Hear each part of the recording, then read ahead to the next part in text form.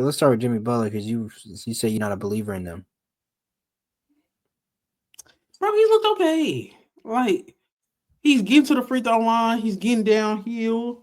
I think the most important thing about what I've seen in these last two games, okay, first of all, they played Chicago. They had to have a crazy third, fourth quarter to come back on Chicago, who's got rid of Lavine, and they just lost by 40, I think, today. So, I mean, I guess you like that. That's cool. Then you play Milwaukee. They had no Giannis. Cal Kuzma is. I mean, I don't know. I don't know. I just don't believe in it. Like Jimmy Butler still can't shoot. His field goal percentages is in. His playmaking is still good, and he's getting downhill. I think what's really changed is Steph has had back-to-back 30-plus point games, and before that, he's been very, very, very mid. Mm-hmm. So Steph scores. They look better. I don't know how much Jimmy Butler's playing into that because it's like Steph just been getting hot, but I think Jimmy Yeah. Butler's been cool. Like, how you feel about Jimmy Butler? Um, I think he's been. I think he's an upgrade. I think he'll be good for them as far as playing off Steph. He gives you another aspect of playmaking that Wiggins doesn't necessarily have. He gives you another aspect of on-ball creation. Uh, just a little bit better than Wiggins did. I mean, not that Wiggins couldn't do these things. I think Wiggins is still a great player. But I think Jimmy Butler is just a slight notch up. Now, I think you're gonna miss some of that size from Wiggins. I think defensively he's probably better than Jimmy Butler, but people aren't gonna admit that. Um, Facts. so in that regard, that's how I feel. But I think Jimmy brings a different type of energy.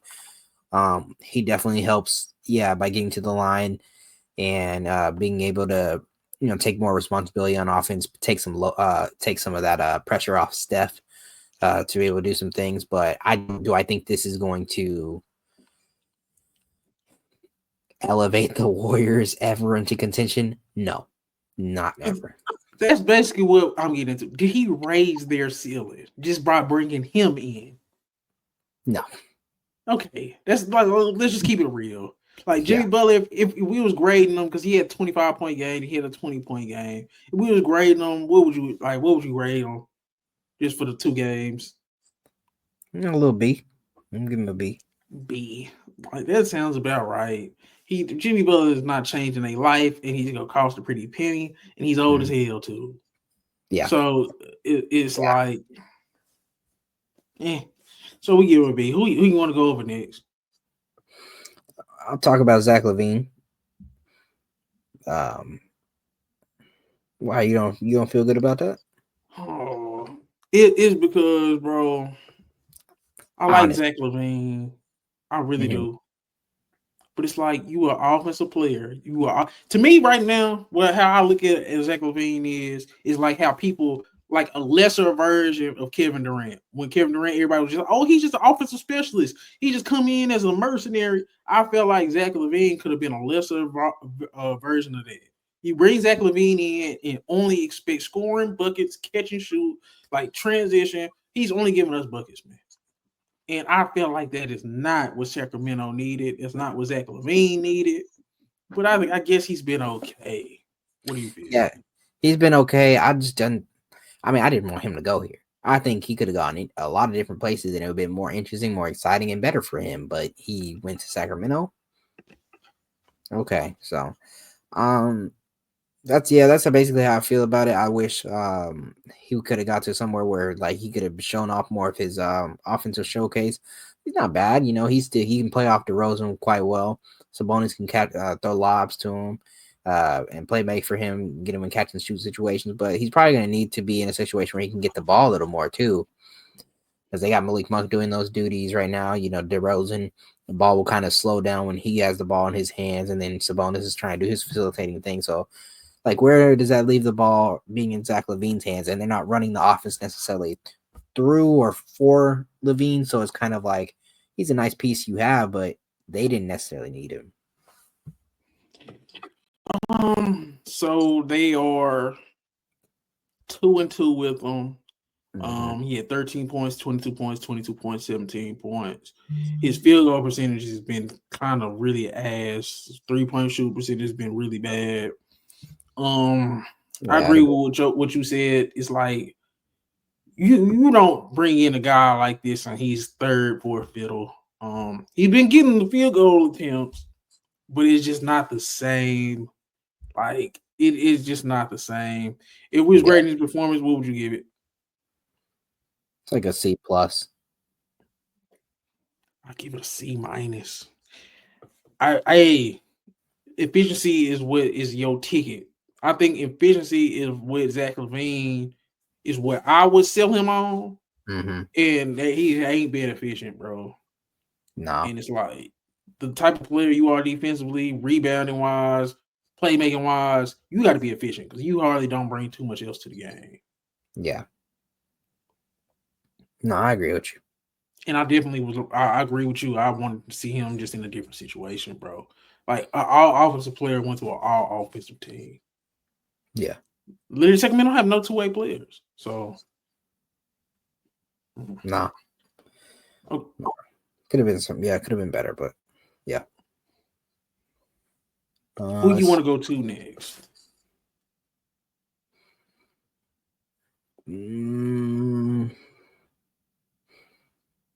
You want to briefly touch on Kuzma, or you don't think he's big enough to get talked about too much, really? You want to move on to the No, big we can talk about anybody. I don't care how big. Kuzma. He rebounded a little bit in that Warriors game. That second half, especially that third quarter, I feel like he kind of started to assert himself. But they need more rebounding from him. They need more playmaking from him. They need more assertiveness from him. He really didn't even start taking shots till later on.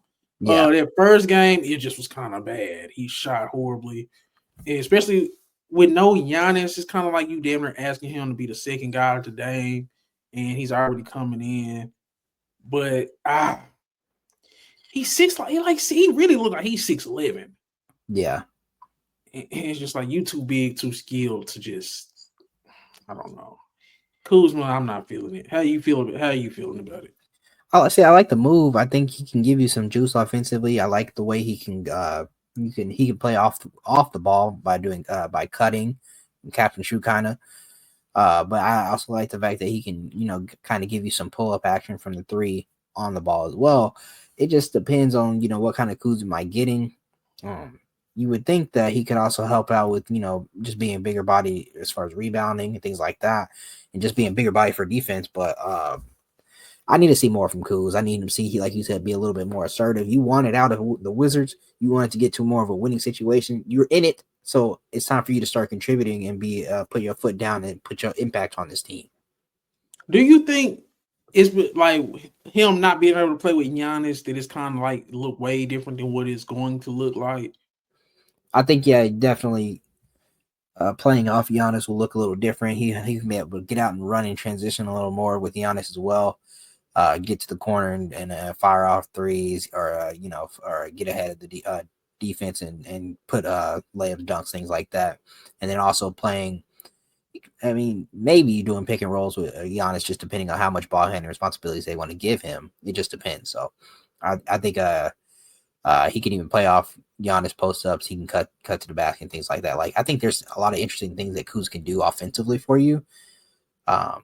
And then him being a bigger body, of course, on defense, pairing that up with Giannis again, it's nice, but I just got to see it. And I got to see Kuz assert himself into it too. I think this might be good for him. The Giannis is out. He's going to have to be the guy next to Dame. So it's like you're going to have to say you're going to have to go do something. But I think I want to see the lineup of Bobby Portis at the 5, Giannis at the 4, Kuzma at the 3, Gary Trent, whoever the hell you want to put at the 2, and Dame at the 1. I feel like that's going to be they best lineup because Brook Lopez, I like Brook Lopez, bro. I still think he good, still think he can shoot, still think he play offense, but he's so damn slow defensively. And I think once you get Giannis back, and then you can kind of move everybody into where Bobby Portis at that 5. Because I still think that's a bit, even though you're going small, it's like small but big. Yeah. With Giannis 6'11, Kuzma 6'10, 6'11, Bobby Portis about 6'10, 6'11. And I like that. I just think Kuzma's not a 2 at all. And he's trending in the right direction. What we grading Kuz? I give him on the same par as Lavine, like a C plus. Yeah, I'll give him a C. Okay, All well, right, who else? let's get into it, man. Let's really get into the Anthony Davis debut. Go ahead. Now, when Anthony Davis was playing that first 3 quarters, it looked real scary. He let his presence be known within the first 4 minutes. He told Mavs fans, "I'm here, I'm here." I mean, he was just doing some of everything: blocking shots, rebounding, hitting threes, dunks, putbacks, assists, like everything. Bring the ball up the court. Like he's showing you why. I mean, you don't trade anybody for Luka, but he's showing why he's like one of the few players that you could kind of, trade Luka for. So, and you can kind of see the vision or whatever of the team or whatever. The team definitely looks good, but the fact that he didn't stay healthy, I don't even know if he should have been playing. I don't know if he was rushed out there a little bit too early. I don't know what the deal was, but he looked great in his debut. I liked what I saw, of course. There's a ton of things that is interesting for sure, but the fact he didn't finish the game was kind of sad. And also, when there was definitely a problem, when not a problem, but definitely a challenge or adjustment period when Houston decided to go big and with Steven Adams and Alperen Sengun, there was definitely challenges with the Mavericks having needing another just a playmaker or someone who can create their own shot. And so that was really nice to have Luke in that situation, but we don't have him anymore. So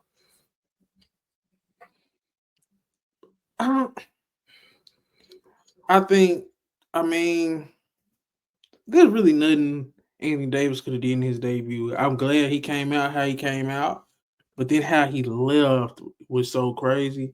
Just from a basketball standpoint, Anthony Davis, I said this a long time ago. Anthony Davis is the perfect big. He's the perfect big. Like in terms of being a two-way big, how we talk about Wemby, how we talk about Jaren Jackson Jr., how we just talking about them. Like Anthony Davis gives you a little bit all that outside of the shooting. He ain't even shooting. But in terms of just scoring and playing defense, it don't get no better as a big man than Anthony Davis. You remember last year we were damn near saying, man, Anthony Davis or Joel Embiid during Joel Embiid's MVP year. So Anthony Davis is an MVP caliber, all-star starter level big, and all those things.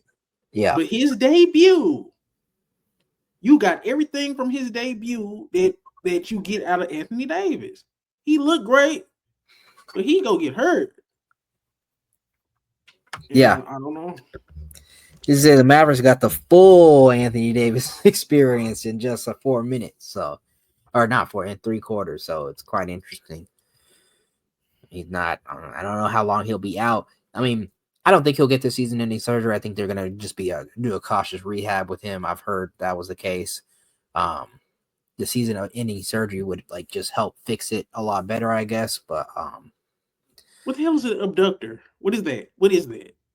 It's like a muscle that connects your leg to your abdomen or whatever, or you kind of somewhere like that. Yeah, I guess so. It's right there in that area. So I mean, but it's he had already heard it before, and then that's what I'm saying. Why did we rush him back? Just because we wanted to make sure to show Mavs fans, hey, quit crying about Luka. Like, what was the deal with that? But I don't know. Maybe he shouldn't have even played until after All-Star break. Like, what was the point? But it'd be interesting. Just from a basketball standpoint, yeah. Like, how did you rate his performance? Because I like his attitude. Because when we do Luka and we do AD, we gotta kind of bring in the attitude and everything around it. Because I feel like he passed the vibe check, bro. Dallas was looking a little lit when he was doing all this stuff he was doing. Yeah, no. See, the thing is, I don't have a problem with AD. And I'm not. No Mavs fans really are mad at AD for being on the team. Like a lot of Mavs fans like AD, of course. It's just the fact that It more matter of the organization. Now, Anthony Davis on the basketball court looked great, and he wants to be here. He wants to make this a contending team. He has that passion, and so and he was showing that within his first 4 minutes, the way he was doing putback dunks, knocking down threes, dishing, assisting, doing a little bit of everything, blocking shots. Like you could see, this could be a suffocating defense. It's gonna be hard to get into the rim when he's playing the true power forward position next to Gafford, and then eventually Lively. Like you can see the vision of the team and how this could be a very scary team to play when healthy. But you got to be healthy. Yeah. And he got okay, hurt. so just grade the basketball. What we grade the basketball? Basketball's A plus now. Basketball, I can't. I couldn't get no better. You couldn't get no better than that. Okay, so because like at the end of the day, bro, the off the court stuff, that's the off the court stuff. But him on the court, I honestly was like, yup, yeah, shit. Borderline, he's a top 10 player. He's top 10 player. So okay, so he get an A plus. I'll give him an A because you didn't make it through the game. I can't overlook it. You didn't make it through the game. You get an A. Yeah. Okay. You're right. He could have finished the game, but yeah. That's crazy. It's crazy to just have it game one. I told y'all, vibes off. I don't care what's gonna happen. I don't care what the team look like on paper. The vibes. And you say the basketball gods is not gonna allow nothing good to happen in Dallas, bro. Like this, no. Okay, who's next? I'm gonna save Luka, I guess, for the end. We can go with Fox. We could just do Luka because it was one game. It's like he really the debut. It was like I didn't expect nothing too much. I was more impressed with the ancillary pieces, like the Ruiz, even Jackson Hayes. People were shitting on Jackson Hayes about since the trade, talking about they need to upgrade. He looks all right, and he's gonna look even better with a lob threat point guard. So yeah. I think he's on a minute restriction. He's obviously it's a big change or whatever. Like, and my boy Dirk there cheering him on. But that was cool. Yeah, that was cool. Like, you can definitely see how like Luka and Braun are definitely going to be able to play off each other and play each other well. Like, and then you have three guys who can handle the ball and create their own shots for themselves, and then also can distribute to others. Luka, Austin Reeves, and LeBron, and using them to play off each other to get lobs for Jackson Hayes, to get open threes in the corner for Rui Hachimura, Dorian Finney-Smith, like things like that. I think they definitely have the makeup to have a really good offense, and Luka kind of shows how that can come into fruition as he continues to get his feet underneath him and as he continues to get more comfortable being in LA. Yeah. I mean, Luka don't look happy though. Am I tripping? Am I looking too much into it? I haven't seen joy from Luka, bro. You see little smiles and whatever here and there, but it don't look like it's that same joy. I get he coming off injury from basketball perspective, but I'm just talking strictly from vibe, strictly from Luka attitude. So I get everything you said from a basketball standpoint. But vibes wise, how we feeling? I mean, he probably still getting used to everything or just getting comfortable, and I'm sure he's trying to move on. I mean, like he said it's time to move on or whatever, just like focus on LA or whatever. So I'm sure that's what he's trying to do. Even LeBron had to kind of tell him, "Hey, man, don't be in your head about everything. You just be yourself," or kind of thing. So I think you continue to see him enjoy. They're gonna go on a winning streak, because they play a bunch of crappy teams coming up. So he's going to start getting that joy. He's going to have a huge game soon, and that's when he's really going to start having fun and, laughing in people's face when he's knocking down step backs and all that kind of stuff. So he'll get his joy soon, and he'll just be terrorizing the league. Okay. We got to grade him. I don't really want to grade him. There's only been one game, really, but just what's the grade looking like? Because we stayed up late for it. We waited for it, so might as well grade it. The grade's like it's like a B, I guess. B minus.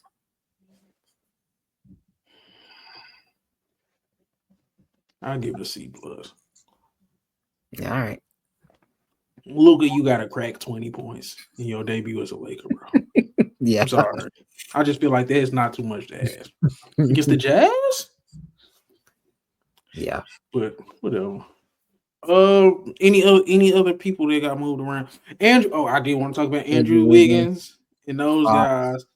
Say, bro, it started so great. They was on Boston ass, and they ended up getting blew out. I just feel like no Tyler Hero. Very first game is against Boston. I don't want to hold too much on Andrew Wiggins. But that shit did not look that great. Tatum just went absolutely crazy in that second half. But Andrew Wiggins, I'm gonna give you a B dog.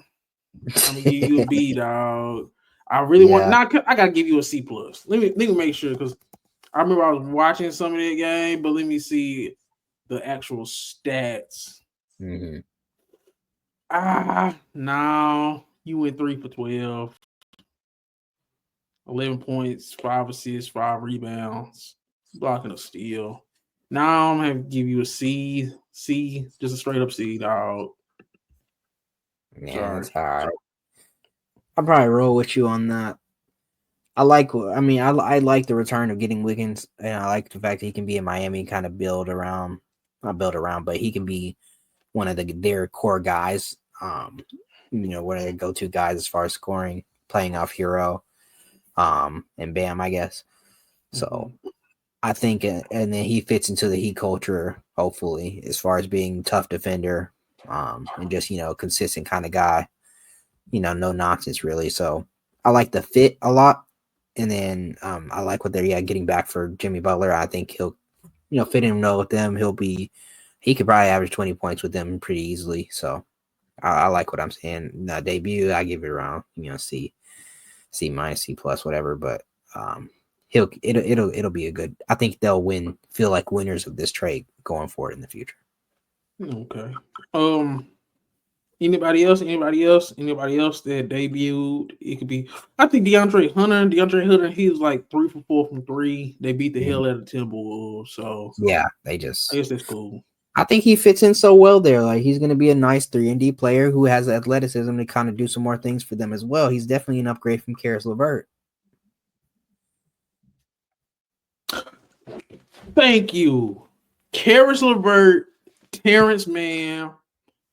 Amazing debuts as role players for the Hawks. I feel you on Deandre Hunter, but I mean they beat the hell out of them. So yeah. This was an absolute close game between Orlando and Atlanta, and it came down to fourth quarter performances. Caris Levert played amazing down the stretch for Atlanta. Terence Mann brought everything you would want Terence Mann to bring. I really like what Atlanta got in this trade, bro. Because yes, you got off Bogdanovich, who's a scorer. Yes, you got off Deandre Hunter, who's a scorer. But to bring in Terence Mann, to bring in Caris Levert, I think you just add more versatility. Ricochet has gotten better, but Terence Mann brought in another guard defensively, and Caris Levert is like the playmaker, scorer that could still play that 6-man role. I love those guys' debut. If I had to rate their debut, I'm gonna give those role players, Terence Mann and Caris Levert, both A's, man. Deandre Hunter, you get an A2 because you went 3 for 4 from 3. That's pretty much all they needed from you. What you got to say about Caris Levert? Couldn't agree. I couldn't agree more. That's good analysis, good thought on that. Like I like the pieces, I guess you could say, that they got for what they sent out in Atlanta. I think the guys they kind of sent out, Bogdanovich, not so much, but Deandre Hunter, obviously, he's like the blue chip piece that they kind of sent out, and then what they got back from, you kind of got more guys that can put the ball on the court, put the ball on the floor and kind of score, get a little bit more of their own shot, and then also be gritty 3-and-D guys as well in Terence Mann. So, more things to work with as far as Trae Young not having to necessarily do everything on his own. But I like their debuts, and I think they did pretty good, and so they'll be good for the Hawks the rest of this season at least. Okay. Because I thought those was really, people was kind of shitting on them for get rid of Bowie and get rid of Deandre Hunter. But I feel like Caris Levert, they needed their second guy that can handle the ball and play make, and then you paired him with another guy, Terence Mann, that can hit you some shots, they can play defense and can score in transition. I really liked it, and I think most people didn't. Found some shit I love to do, so I can live comfortable. Searching for a peace of mind, need that when it's time to rhyme. Perfect in every line, any chance I get, and I know it takes time, but I will never quit.